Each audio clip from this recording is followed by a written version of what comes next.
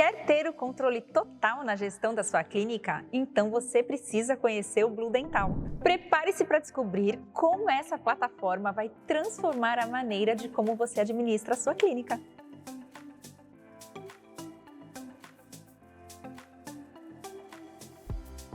Gostou? Então acesse bluedental.com.br e aproveite todas as ferramentas gratuitas que esse sistema oferece, sem carência, sem prazo e totalmente gratuito.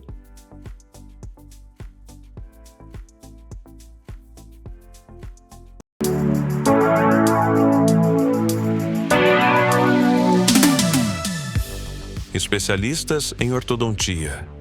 Idealizadores do canal de ensino Biologicando a Ortodontia, focado em ciência aplicada à prática ortodôntica.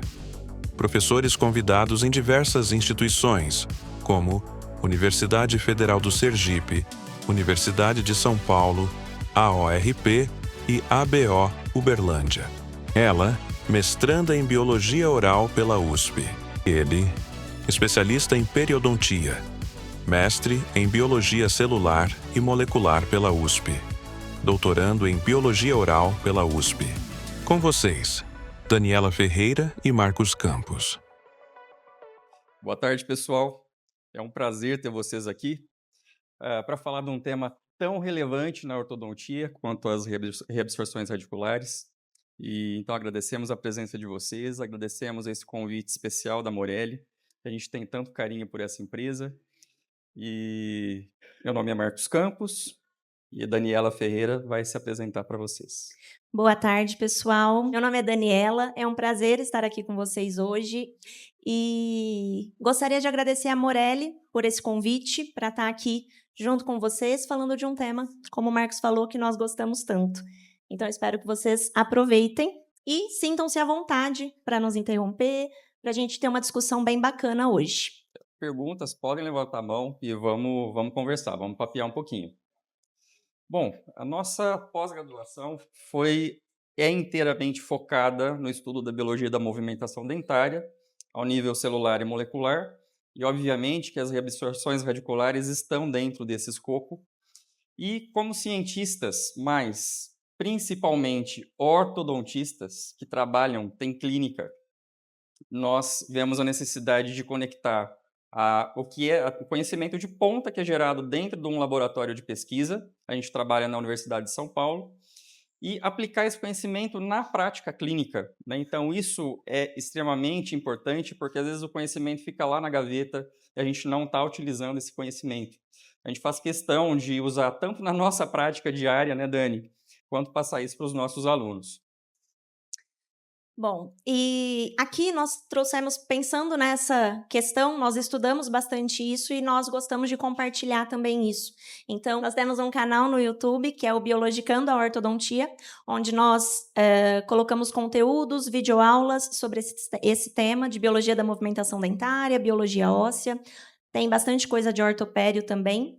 E nós temos também entrevistas com grandes nomes da ortodontia, tanto nacionais quanto internacionais. Então, depois deem uma olhada. Nós temos uma entrevista com o Benedict Wilmes, né, que foi a primeira imersão aqui do Congresso, com Chris Chang. Uma que nós temos muito orgulho, inclusive, é o Lawrence Andrews, que está lá no nosso canal também.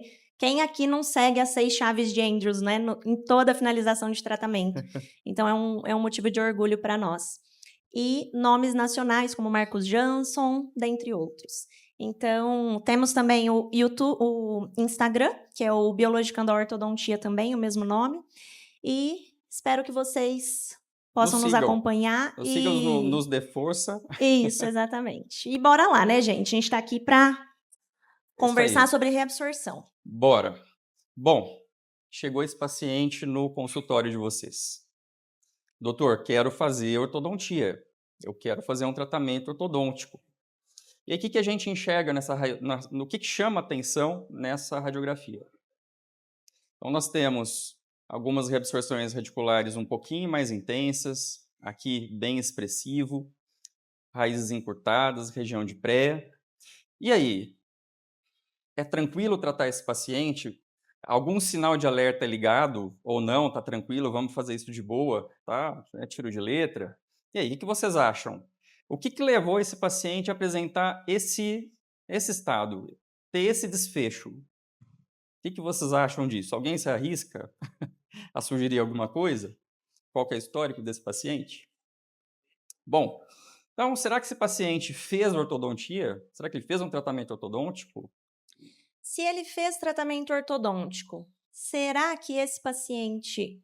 Como foi a duração desse tratamento? Será que esse tratamento durou 2 anos? Será que durou 4? Será que durou 6, 10? Né? Não é muito incomum nós vermos pacientes aí com 10 anos de aparelho, né? Às vezes, não que seja... Às vezes o paciente parou de tratar e continua com o aparelho, né? A gente não pode falar que o ortodontista tem culpa nisso. Mas nós vemos, não é incomum nós vermos pacientes com 8, 10 anos de aparelho, né? Acontece. E em relação ao tipo de força, será que essa força, durante o tratamento inteiro, a ortodontia se preocupava com uma força extremamente leve ou não tinha tanta preocupação em aplicar forças mais leves nesse paciente? Ou em relação à força, o regime de força, eram forças contínuas ou eram forças intermitentes, pulsos, né, de força? Será que isso tem diferença? Será que é ruim fazer isso? Será que é bom fazer isso? Então, o que será? Como que foi o histórico desse tratamento? Bom, será que esse paciente utilizou aparelho fixo? Será que ele utilizou alinhador invisível? Será que existe diferença entre esses 2 tipos de aparelho para a gente ver esse desfecho aqui? Como que é isso? Pois é, aí fora do escopo da ortodontia, será que esse paciente tinha algum problema sistêmico que, de repente, pudesse contribuir para esse desfecho? Ou será que isso foi devido somente a um tipo de fator específico? Né? Ou é uma somatória de fatores? Será ainda? Ó, a gente está colocando várias coisas aqui. Será que esse paciente tomava antidepressivo? Será que ele tomava algum outro medicamento? Será que os medicamentos podem influenciar o aparecimento das reabsorções articulares? E aí, são muitos questionamentos que nós podemos trazer para cá. Mas o tempo não daria, né? Exato. Bom, vamos assim. O fato é, esse paciente, sim, ele fez ortodontia. Né? Alguém já deve ter notado que teve algumas extrações, extração assimétrica, inclusive, e provavelmente foi feita alguma retração, né? Sugere que tenha sido feita uma retração nesse paciente. Mas o fato é que é intensa, essa reabsorção, ela está um pouco mais intensa do que o que a gente espera. Uma reabsorção ortodôntica que a gente observa arredondamento de ápice, ela está um pouquinho mais intensa. Então, colhendo a anamnese desse paciente, esse paciente é arquivo pessoal nosso, esse paciente, atleta, ótima saúde, 45 anos, homem, basicamente ele toma 2 medicamentos, minoxidil para cabelo, né, pode passar topicamente ou pode tomar minoxidil, tem as 2 opções, e esse citalopram, né, da musiquinha lá, Lexapro, Lexotan, né, Lexapro é citalopram, que é um antidepressivo. Então, basicamente isso. Será que isso é o suficiente? Será que tem correlação? Não tem correlação? Não é isso? Ou será que só a ortodontia tem culpa nisso, né? Exatamente. Aí depois, esse paciente aqui deu tudo certo com ele, vocês conversaram, resolveram o problema, daí chegou outro. Chegou esse paciente. Esse paciente não chegou no nosso consultório. Ele é de um artigo da Nature.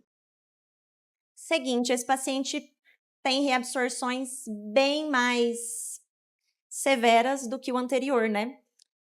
Assim, na verdade, o outro ainda tinha alguns dentes que não estavam tão reabsorvidos. Agora, esse aqui tem uma reabsorção generalizada, né? Tem outros problemas aqui, mas não vamos nos ater a isso. O fato é que essas reabsorções aqui são realmente muito severas. E aí, o que vocês acham? Esse paciente é a mesma coisa do outro? Tem relação? Tem relação, pode ter relação, né? O fato é que esse paciente não usou aparelho ortodôntico. E chegou desse jeito, no consultório do dentista que escreveu esse artigo. Ele chegou desse jeito, nessa situação, sem ter feito tratamento ortodôntico prévio. Então, esse tipo de reabsorção aqui, ela é considerada idiopática, sem causa conhecida. Então, de acordo com a Federação Mundial de Ortodontia, no Position Paper de 2021, eles falam que esse tipo de reabsorção aqui severa vai acontecer em 1 a 5% dos casos. 1 a 5% dos casos, se a gente falar de 100 pacientes, não é difícil. Nós atendemos centenas de pacientes. 100 pacientes, 5 deles vai acontecer isso. É terrível, né, de pensar. Então, a gente pensar que nós podemos ter um mínimo controle sobre essa condição deixa a gente um pouco mais aliviado. E o que acontece? Para acontecer essas reabsorções aqui, vamos colocar assim, leva tempo, né, para chegar nesse ponto. Então, vamos colocar que levou aí mais ou menos uns 6 anos para chegar nessa condição aqui. Aí, há 6 anos atrás, essa pessoa aqui, esse paciente é um homem, depois vocês podem, nós podemos dar acesso a esse artigo para vocês. É um homem de 47 anos, e ele chegou no seu consultório para tratar endodonticamente há 6 anos atrás. Você pediu documentação, as raízes estavam ótimas, não tinha problema nenhum, estava tudo certo. Você colocou o aparelho nesse paciente. Depois de 2 anos e meio, você finalizou seu tratamento, pediu uma panorâmica só para controle, pra você ter ali que está tudo certo. Aí você vê isso aqui, 2 anos e meio depois.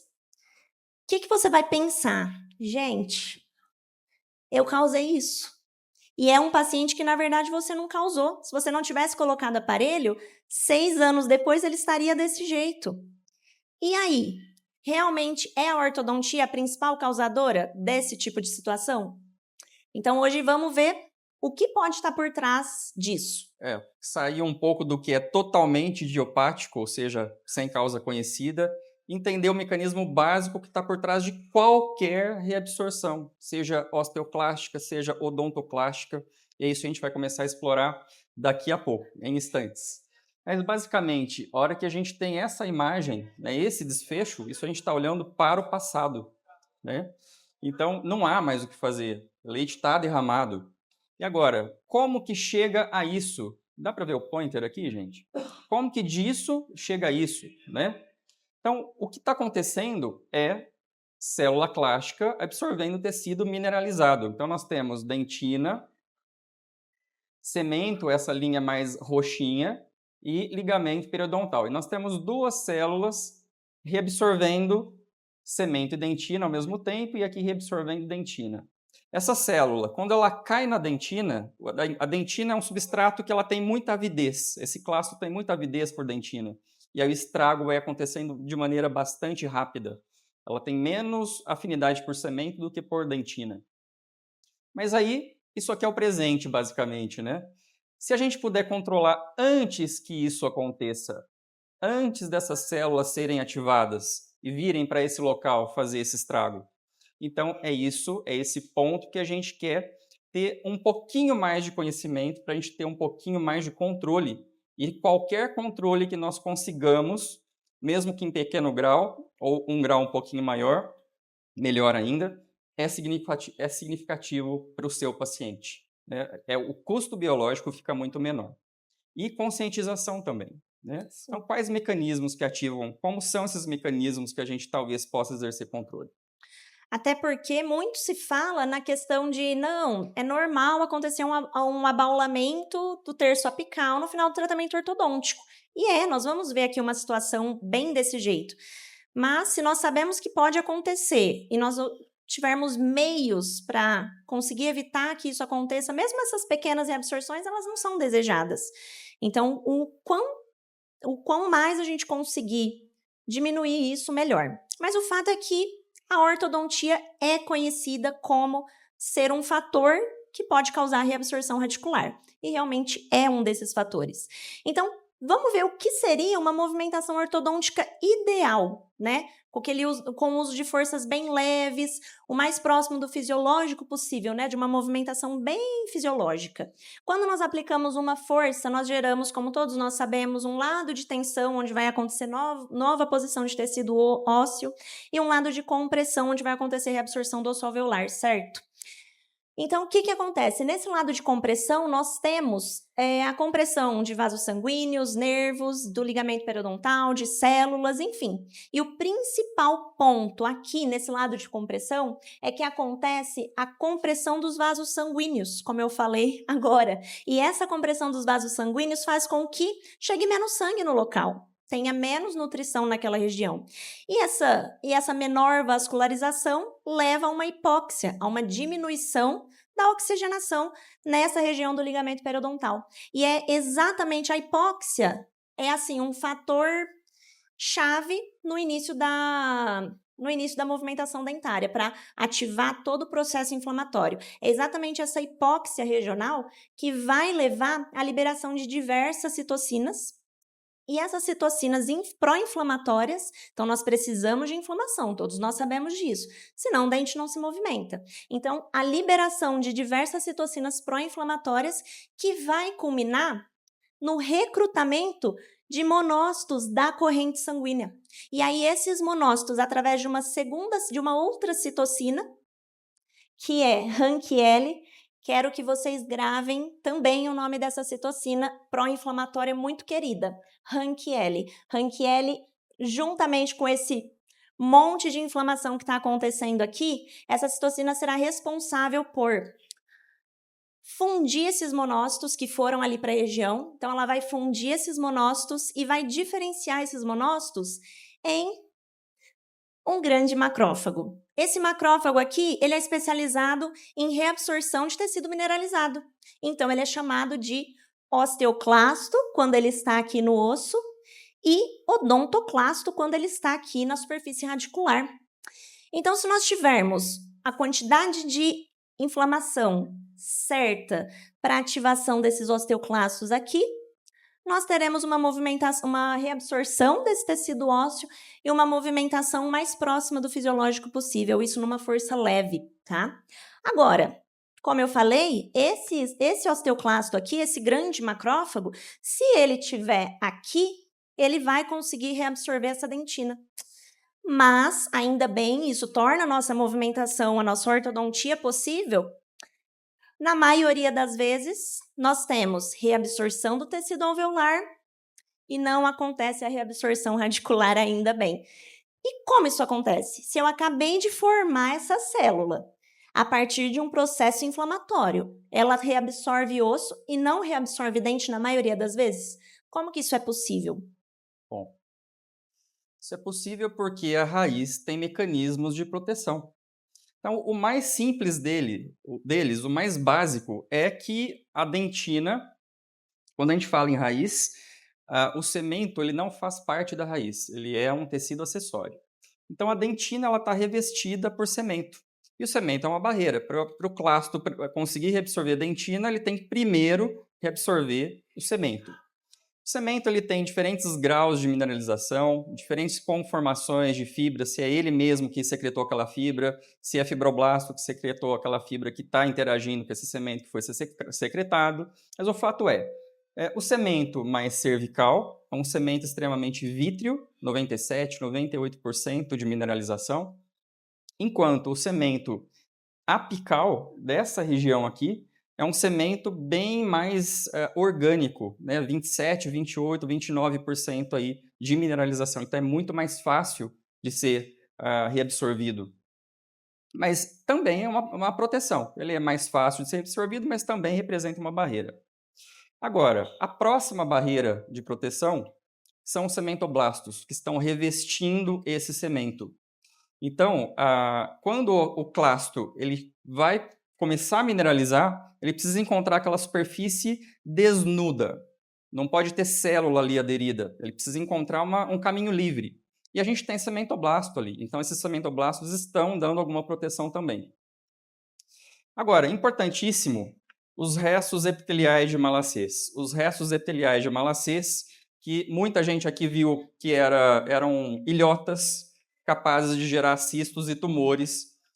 Hoje nós temos claramente que esses restos epiteliais de Malassez, eles formam uma rede ao redor da raiz. E o que é extremamente importante? Da mesma maneira que a Dani acabou de comentar que RANKL liga a osteoclastogênese, ela é responsável por diferenciar monócito em um macrófago. Osteoprotegerina, OPG. Osteoprotegerina é uma citocina anti-inflamatória que interage com o RANQ-L e deixa esse RANQ-L inativo. Ele fica indisponível para continuar ligando o osteoclasto. E dessa maneira, essa célula entra em apoptose e assim a osteoclastogênese ou odontoclastogênese é desligada. Por que eu estou falando isso? Porque sementoblastos que revestem a raiz, que revestem a dentina, e os restos epiteliais de malacês produzem osteoprotegerina incessantemente, constantemente. Agora, nas nossas raízes, nesse momento, tem osteoprotegerina sendo produzida e liberada ali no ligamento periodontal. Então, o que acontece? Na movimentação ortodôntica, vou voltar um pouquinho no seu, Dani. Na movimentação ortodôntica, os monócitos estão chegando aqui e se diferenciando em clastos, dos dois lados. A gente está mostrando um lado só, mas dos dois lados. Mas nessa região mais próxima aqui da dentina, nessa região, a gente tem osteoprotegerina, que desliga o clasto. Então, isso é uma barreira de proteção. Agora, o fato é que as reabsorções acontecem, né, Dani? Então, comenta um pouquinho disso para nós. Exatamente. Elas acontecem de forma leve, de 40% a 60% dos casos, de acordo com a Federação Mundial de Ortodontia, e de 1 a 5% dos casos de forma severa. Então, se a reabsorção radicular aconteceu, passa para mim, é porque houve uma quebra dessa barreira de proteção. Tem barreira de proteção, mas assim, alguma coisa ali não funcionou e essa reabsorção radicular aconteceu. Esse osteoclasto, esse odontoclasto conseguiu chegar na superfície radicular e reabsorver tudo. Então, o ponto é que a ortodontia, ela é sim um fator de risco, mas existem outros fatores que nós vamos comentar um pouco também. Então, nós temos alguns fatores não moduláveis, que são aqueles que nós não conseguimos manejar. Nós temos consciência de que eles existem, mas nós não conseguimos manejar, que são os fatores genéticos. Nós não conseguimos manejar a genética do paciente. Então, um paciente que às vezes tem uma mutação numa interleucina 1, por exemplo, que ela vai participar desse processo inflamatório que ativa também a osteoclastogênese, esse paciente tem ali uma atividade mais aguda, mais intensa dessa citocina. A gente não consegue controlar isso, né? Outro ponto é a morfologia da raiz. Então, principalmente raiz de incisivo lateral, que tem, às vezes, em muitos casos, aquela raiz em formato de pipeta, sabe? Bem fininha. O que acontece com esse tipo de raiz? Ela sofre maior compressão. Então, é como se fosse aqui. Eu chego no pé do Marcos, e dou um pisão ali com chinelo. Ele vai doer, né, gente? Ninguém quer levar um pisão ali no pé. Vai doer, mas tudo bem, é suportável. Agora, se eu tiver com salto agulha, eu ir ali pisar no pé dele, capaz de machucar feio. É exatamente isso que acontece com essas raízes nesse formato mais fininho, em formato de pipeta, às vezes aquela raiz dilacerada, né, que tem a curvaturinha ali, ela é fina. Isso a gente não consegue mudar. Agora, tem os fatores moduláveis, que é a ortodontia, né, intensidade de forças, que o Marcos vai falar agora, regime de forças, e teremos outros fatores aí que também estão associados ao aumento de risco, que nós também falaremos na sequência. Bom, então vamos lá. Em relação à ortodontia, qual que é a nossa responsabilidade? Como que a gente consegue modular essas características da ortodontia? Então, a Dani acabou de falar de forças leves, que são um movimento de corpo, que a Dani mostrou, que isso já é ideal, forças leves, ideal, e forças pesadas. O que acontece? Qual que é a diferença? Nas forças pesadas, a gente vai entender o porquê que a gente deve evitá-las. O ligamento periodontal agora foi esmagado, né? A raiz esmagou esse ligamento periodontal contra o osso alveolar propriamente dito.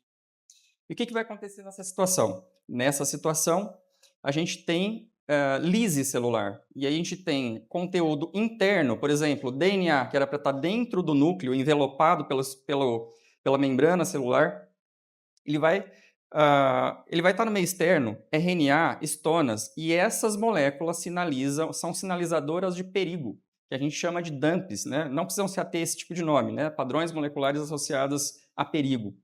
Basicamente, uma coisa que era para estar dentro da célula está fora da célula.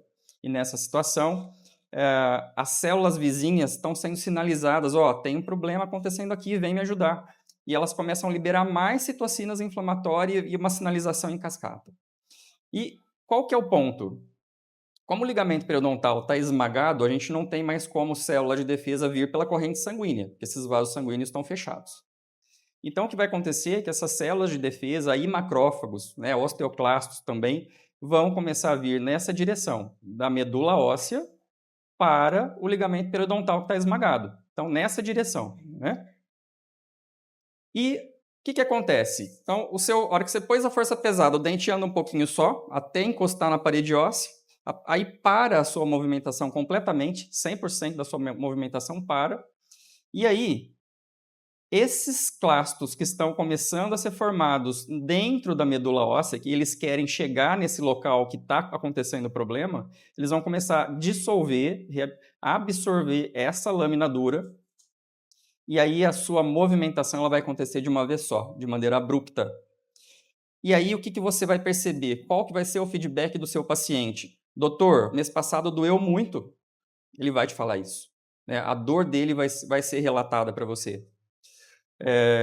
Então, aliás, isso é um ótimo indicativo. Se você perguntar para o seu paciente, como foi mês passado? Eu sempre faço essa pergunta. Como que foi a última vez que a gente mexeu? Ah, foi tranquilo, doeu 2 dias um pouquinho, sensível, ou não doeu quase nada, ou doeu um pouquinho mais aí, 3 ou 4 dias, mas assim, sem precisar tomar remédio, sem desespero nenhum, ok, dentro da normalidade.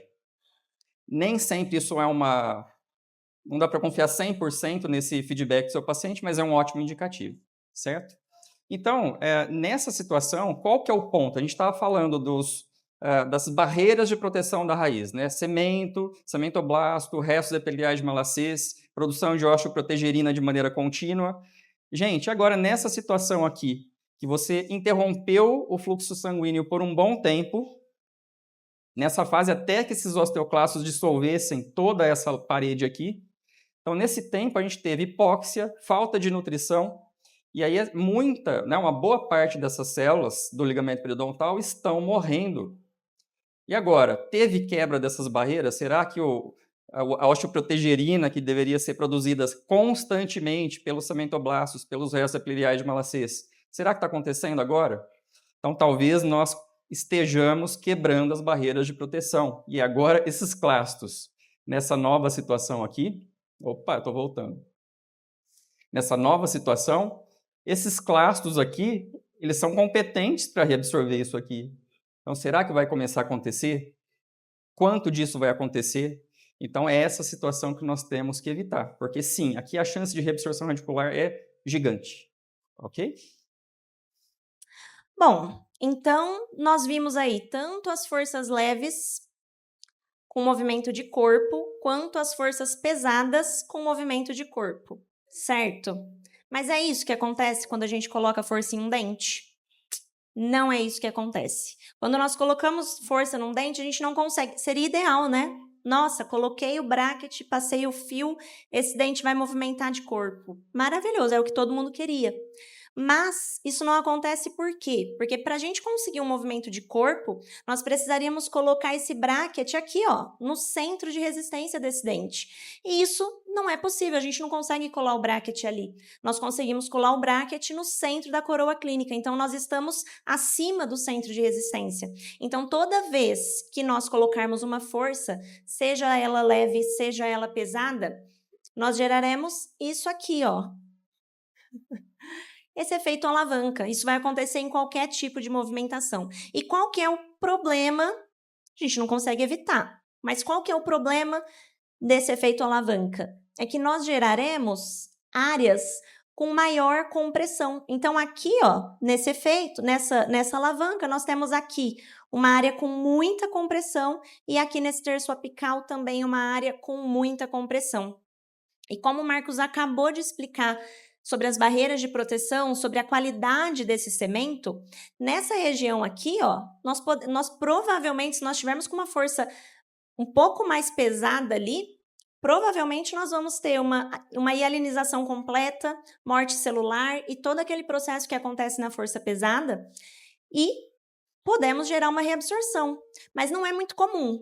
É bem incomum nós vermos reabsorções nesse terço cervical da raiz. Isso por conta da qualidade desse cemento, né? Esse cemento, como o Marcos explicou, é um cemento, é o mais mineralizado, ele é bem vítreo, então é mais difícil mesmo de ser reabsorvido. Mas e aqui? É incomum nós vermos reabsorções aqui? É o que mais nós vemos, né, no dia a dia. Então, mesmo sob forças leves, essa alta compressão vai acontecer, tanto aqui quanto aqui. Aqui nós temos um cemento, é o menos mineralizado, é um cemento celular, mais molinho.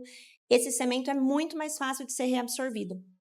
Então, sim, nessas regiões nós teremos maiores chances de chegar a esse desfecho aqui, ó, quebra de barreira de proteção e o osteoclasto aqui bonitão, odontoclasto, osteoclasto, aqui já na dentina.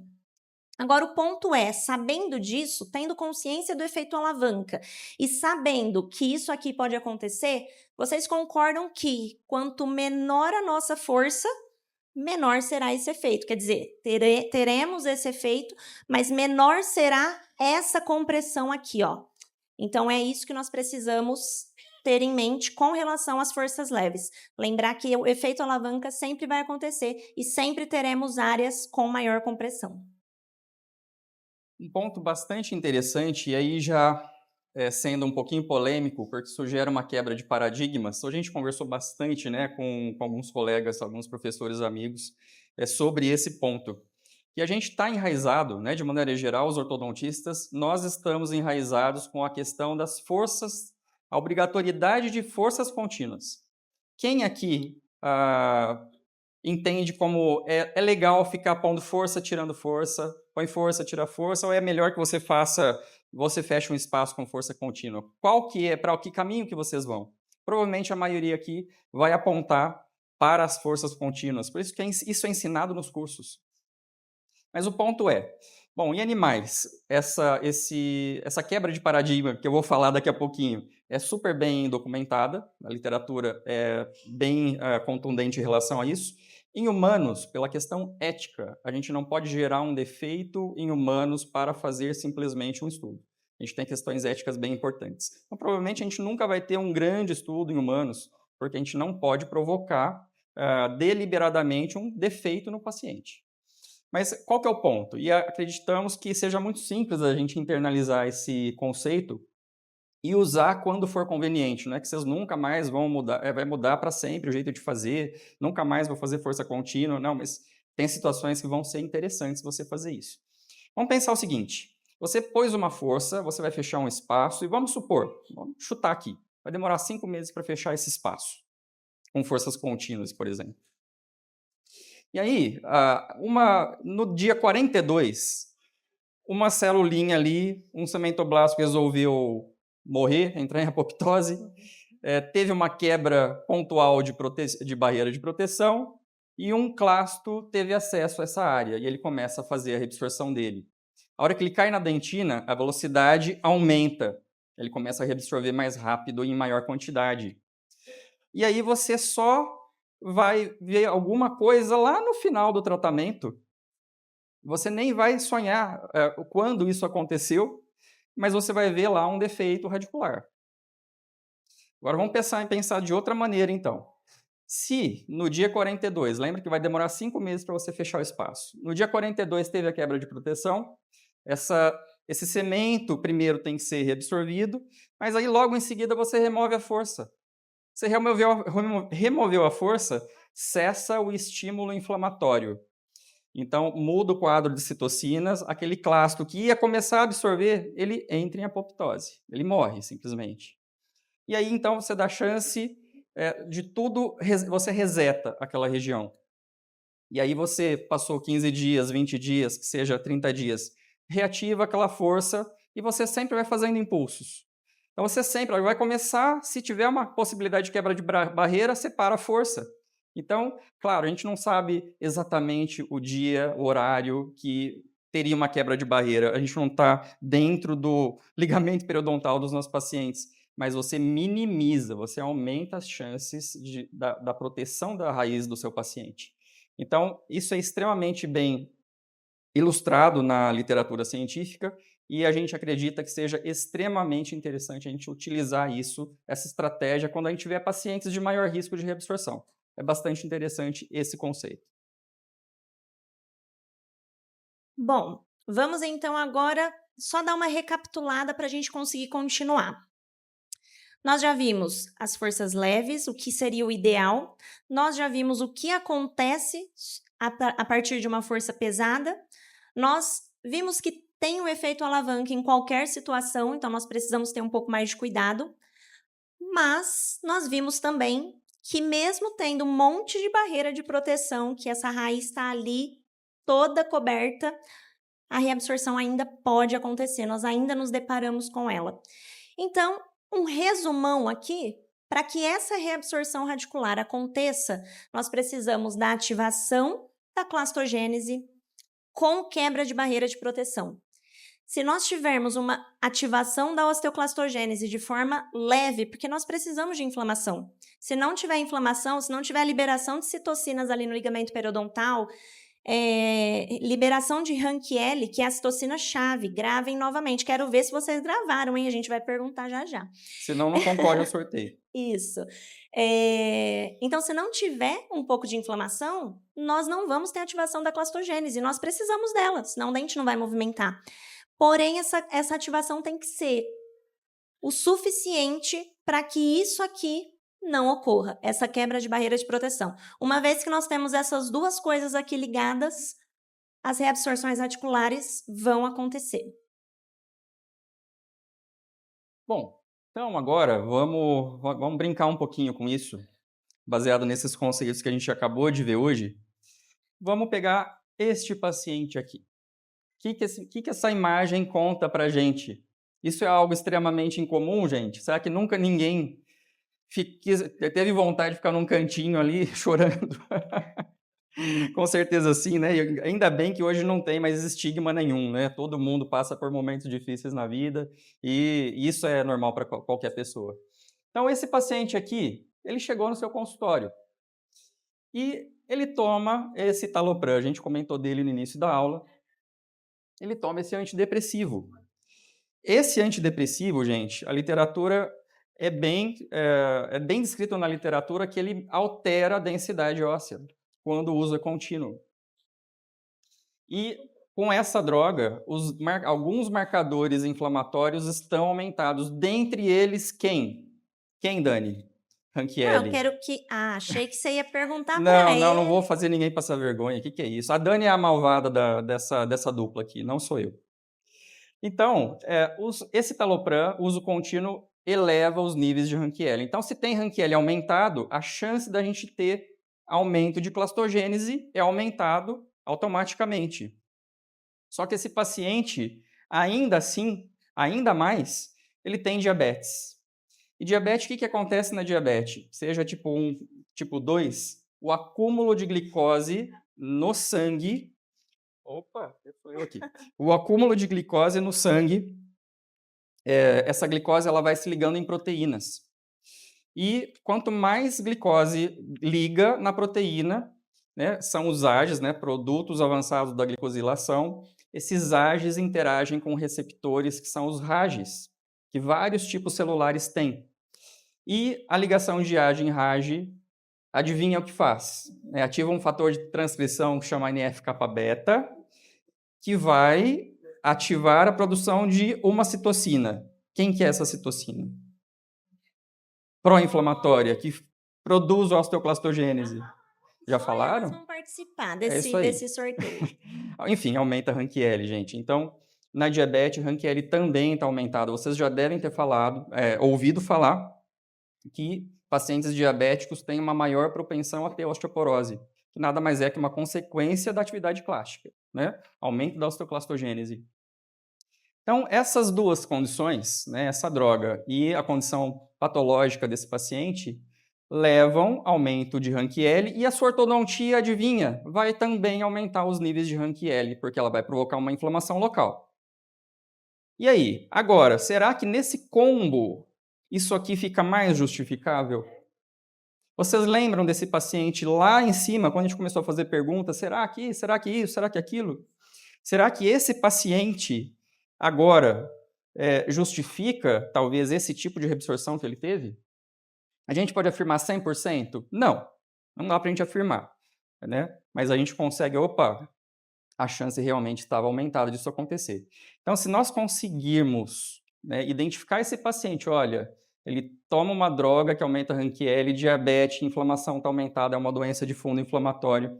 Então, se a gente agora fizer a retração que a gente comentou, né, lá dos 5 meses, com forças intermitentes, será que não é mais interessante? Mesmo que você demore um pouquinho mais para tratar esse paciente, vai aumentar o quê, Dani? 2, 3 meses, no máximo? Né? Num tratamento de 2, 3 anos, acho que é bem razoável, né? Não significa quase nada de tempo. Então, faz impulsos, né? Não custa. Tem um protocolo para isso? Para 20 dias, movimenta 20 dias. Não tem. Porque a gente não tem como ter estudos em humanos para isso. Porque a gente colocaria as pessoas em risco. Um grupo seria colocado em risco. A gente não pode fazer isso, não é ético. Em animais tem protocolo, mas não adianta. Você não pode extrapolar de um rato para um humano. Mas o fato é, se vocês fizerem esses movimentos em impulso, a gente tem algumas sugestões de literatura que a gente pode passar para vocês depois. Vocês podem pegar nosso contato, a gente passa os artigos que vocês precisarem, que quiserem, tiverem interesse. Então, existem algumas sugestões, mas são arbitrárias. Venhamos e convenhamos, são arbitrárias. Mas é bastante interessante a gente começar a considerar esse tipo de mecânica. Bom, vamos então para uma segunda situação. Essas situações que nós estamos trazendo aqui para vocês, nós vamos trazer 2 situações, depois a gente pode discutir um pouquinho mais.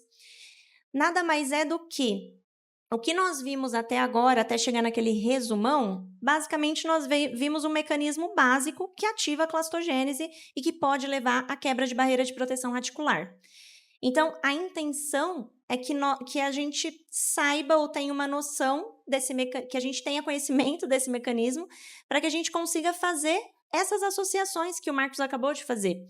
Né? Não que a gente tenha que saber sobre todas as doenças, mas uma vez que a gente sabe que o paciente tem, nós podemos dar uma procurada, saber se tem alguma relação ali que pode ativar esse processo. Né? Mostra aí a outra paciente. Essa daqui, chegou no seu consultório, essa paciente, ela quer colocar aparelho e, se possível, ela quer colocar semana que vem. Tem como já colocar hoje? Ela tá desse jeito, ela quer muito colocar aparelho. Isso não é incomum, uma paciente de meia idade, fumante, né? Uma paciente, então, o que a gente consegue identificar nela? Fazendo suposições, né? Menos o fumo, porque o fumo já está aqui. Então, é uma paciente fumante que, por ter meia idade, ela pode ter uma deficiência de estrógeno, então ela pode estar ali na menopausa, ou provavelmente já passou da menopausa, deve ter os seus 50 e poucos anos. Talvez ela nem saiba que ela tem essa deficiência de estrógeno. Ou ela talvez não pode fazer uma reposição hormonal, né? Quem tem casos de câncer na família, alguns tipos de tumores específicos, não pode fazer reposição. Então, essa paciente ela tem que conviver com essa nova condição fisiológica dela. E aí vamos colocar um ponto a mais aqui. Essa paciente tem periodontite. E aí? Pode ser que ela tenha, pode ser que ela não tenha, né? Agora, nós colocamos essa imagem aqui dessa periodontite. Por quê? Porque se não tivesse essa sonda aqui, gente, muita gente nem saberia que tem uma doença periodontal ativa aqui. Isso porque essa gengiva aqui, olha como ela tá bonita. Tá com um aspecto saudável, uma boa cor, uma boa textura. Casca de laranja. Exato, a textura de casca de laranja aqui, ela tá muito bonita. Ela aparentemente está saudável. Nós falaríamos clinicamente, olhando só para ela, nós falaríamos que tem, lógico, uma perda óssea, afinal nós estamos vendo aqui perda de papila, mas não mais de 10 milímetros de perda. Então, nós trouxemos aqui para vocês essa imagem para falar da importância da sondagem periodontal em todos os pacientes. Isso porque essa paciente fuma. E o fumo, ele causa vasoconstrição ali nos vasos sanguíneos da gengiva. E essa vasoconstrição pode, pelo menos, mascarar essa doença periodontal. A gengiva tá bonita, não sangra, porque ela tá sem muita vascularização, mas aí tem uma super bolsa ali que você não identificou e que muitas vezes na radiografia panorâmica também não dá para identificar. A radiografia panorâmica não é o exame para isso. Não. O exame para isso é a sondagem periodontal. Ok, dado esse ponto aqui para vocês, vamos falar da deficiência de estrógeno. Como que a deficiência de estrógeno pode estar ligada ao desfecho da reabsorção radicular? Na deficiência de estrógeno, quem tem, né, o paciente que tem deficiência de estrógeno, ele tem aumento da produção de células TH17, que são as células que expressam interleucina 17, que é uma das citocinas pró-inflamatórias que levam à ativação, ao aumento da transcrição de quem? RANKL. Entendeu? RANKL, no final das contas, é tudo, gente. E aí, o que acontece? Aumento de RANKL. Fumo. O que é o fumo nessa condição aqui? O fumo já está muito bem estabelecido na literatura que o fumo, a nicotina, ela já, por si só, a nicotina leva ao aumento de RANKL. Não precisa de mais nada. Só ela é capaz de aumentar a RANKL. E a periodontite? Não precisa nem dizer. A periodontite é a contaminação, a infecção do ligamento periodontal. Esse ligamento periodontal está contaminado com bactérias ali na região, liberando citocinas, liberando toxinas, que isso vai culminar na ativação, na liberação de citocinas, então liberando ali LPS e culminando na ativação de citocinas naquela região, na liberação de citocinas naquela região, dentre essas citocinas, RANKL. Então, nós vamos movimentar um dente que está ali, ó, com muito RANKL ao redor dele por conta da periodontite e sistemicamente essa paciente já tem o RANKL aumentado por conta da nicotina e por conta da deficiência de estrógeno. A movimentação ortodôntica vai fazer o quê? Gerar inflamação. Inflamação vai fazer o quê? Gente, vocês vão cansar de ouvir, mas a gente já está terminando. Vocês vão cansar de ouvir isso, mas a movimentação vai aumentar a RANKL e tudo isso junto, esse monte de RANKL junto. Será que, depois de um tempo, com essa movimentação sendo realizada, você vai fazer uma radiografia desse paciente e vai encontrar isso? Não sei, não dá para afirmar. Como que está a imunidade desse paciente? Talvez esteja tudo bem, aí esse desfecho não vai acontecer? Qual é o nível de inflamação que está ali? Não dá para a gente afirmar esse desfecho. Mas agora nós sabemos que a deficiência de estrógeno aumenta a RANKL, que o cigarro aumenta a RANKL, a nicotina, que a periodontite aumenta a RANKL, que a movimentação ortodôntica aumenta a RANKL.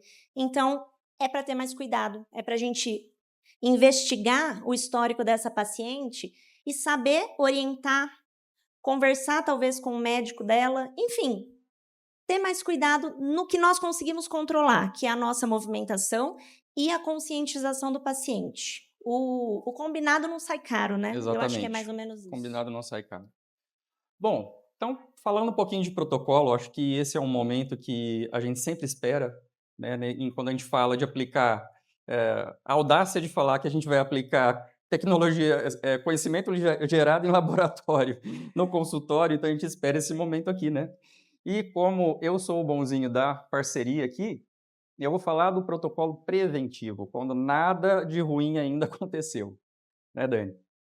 Então, como protocolo preventivo, a gente já está conversando aqui sobre isso, né? É tentar identificar os fatores que aumentam a sua chance de você ter ou aumento da clastogênese ou uma quebra, levar uma quebra das barreiras de proteção, que a gente já falou algumas vezes aqui hoje também.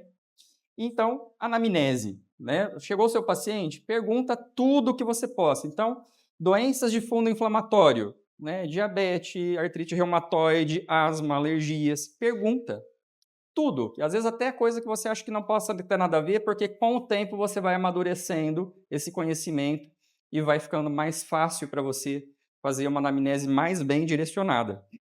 Mas pergunte tudo.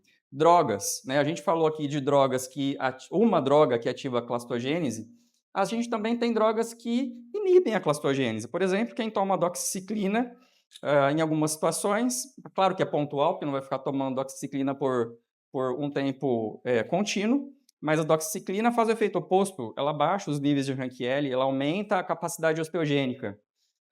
Então, enfim, a gente tem drogas que a gente precisa prestar mais atenção para considerar o nosso tratamento.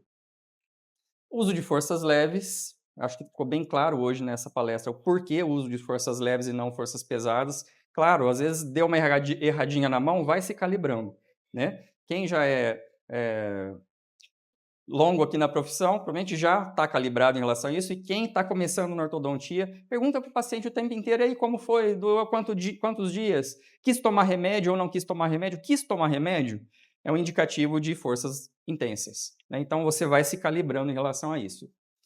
Uso de forças intermitentes, como eu falei para vocês, identifiquem, tem uma altíssima possibilidade, nossa, eu vi que esse cara é asmático, ele bateu o dente, né, teve um trauma nesse dente, que aí já é outra história, a gente não trouxe aqui, mas tem a ver também por causa da perda de barreira de proteção, já que você está machucando ali, entre aspas, os restos epiteliais de malacê, você tem morte celular ali. Então, assim, em situações que vocês identificarem a maior possibilidade de quebra de barreira de proteção ou aumento de clastogênese, lance mão das forças intermitentes, você só vai prolongar um pouquinho o tratamento do seu paciente, você não vai provocar mal nenhum, você vai provocar um bem, né, em relação às raízes do seu paciente. Ancoragem esquelética, dentro desse mesmo conceito de poupar dentes. Então, vamos supor, esse dente aqui, eu vou voltar uma imagem. Cadê, Dani? Esse dente aqui, a gente não está na panorâmica, mas provavelmente ele foi usado como ancoragem. Será que se usasse um DAT, né, um mini implante, esse dente não seria mais poupado? Tudo bem, você poderia ter reabsorção nos anteriores, mas se você poupar esse dente não é bom? É bom, é um lucro, né? Então é nesse sentido, pensar agora com esse tipo de pensamento preventivo, sabendo, entendendo dos mecanismos. Ixi, eu estou voltando mais ainda? Tá, total. Vai lá para frente. Eita, nós. Calma aí, gente, vai chegar. Então, conhecendo os mecanismos, fica mais fácil a gente fazer uma ortodontia um pouquinho mais bem guiada, né? Um pouquinho mais inteligente, digamos assim. E radiografia não deixa para fazer só lá no final, né? Faça mais frequente o exame radiográfico. Se você identificar alguma coisa que você deixou passar, você não deixa a coisa ficar tão feia assim. É basicamente isso. Agora, uma notícia é da Dani, não é minha. Bom, então você está lá pedindo a radiografia para o seu paciente a cada 6 meses, pede uma panorâmica, tá tudo indo bem. De repente, você viu que a reabsorção já aconteceu. Já aconteceu, não tem mais como a gente resolver, essa raiz não vai ser criada ali novamente. A gente precisa de algum protocolo para lidar com esse caso também, com essa situação. E quando essas reabsorções já aconteceram, esses autores sugerem o seguinte: sugere que a gente faça a suspensão do tratamento durante 3 meses, claro, em observação, né? Observando, fazendo mais radiografias para ver se realmente aquilo cessou. Se tiver cessado completamente, eles sugerem para que a gente volte a fazer essa movimentação com cuidado, óbvio, com todos esses pontos que o Marcos falou, força leve, intermitente, enfim. Mas a sugestão é que suspenda esse tratamento por 3 meses, que nós pudéssemos priorizar o uso de forças intermitentes, caso a gente volte para esse tratamento, porque depende muito também da severidade, né? Então, radiografou lá, tirou a panorâmica e viu que tem uma super reabsorção severa em diversos dentes. Aí, nesse caso, vamos replanejar esse caso. Será que vale a pena continuar essa movimentação? Tem alguma coisa que pode interferir, que vai ficar muito mais grave essa situação? Dá para continuar? Não dá? Enfim, a gente replaneja esse caso e, lógico, orienta o paciente, porque existem todos esses fatores que podem ocasionar e não depende somente da ortodontia. Então, o principal é o paciente realmente estar bem orientado dessa condição. Bom, gente, é isso. Muito obrigada a presença de todos vocês. Muito obrigado. Foi um prazer para a gente estar com vocês aqui hoje. Obrigado ao pessoal da Morelli pelo carinho. Obrigada, Murilo. Muito obrigado pela sua participação. Espero que tenha gostado deste episódio. Para participar do sorteio e concorrer a um super voucher no valor de R$ 300 em produtos Morelli, basta ler o QR Code que está na tela ou ir até o Instagram da Morelli, seguir a página, participar do canal Morelli News, curtir o post do palestrante de hoje e nos comentários digitar o símbolo do foguete, mais hashtag Maratona Morelli. E lembre-se, quando mais compartilhar e comentar, mais chances de ganhar. O sorteio será amanhã. Muito obrigado pela sua audiência e até a próxima temporada.